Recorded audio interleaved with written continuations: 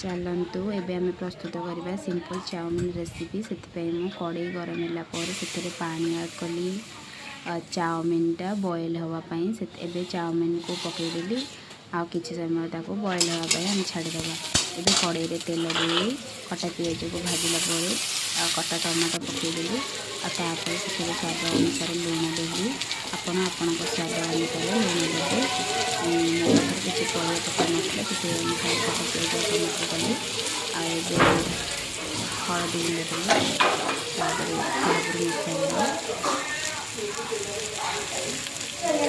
धनिया पाउडर देवा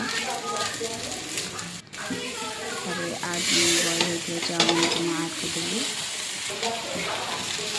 मसला चाउमिन लगला पर्यटन घाटी आनी पूरा मसलाटा चाउमिन लगे एमती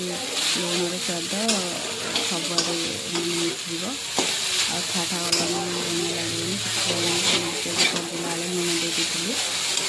आदि आपको चाउमिन रेसिपीटा भल लगे तेज लाइक शेयर कमेंट कर जमा भी भूलें भल देखा नहीं कह कमेंट मध्यम चलते सर्व करवा टेस्ट करने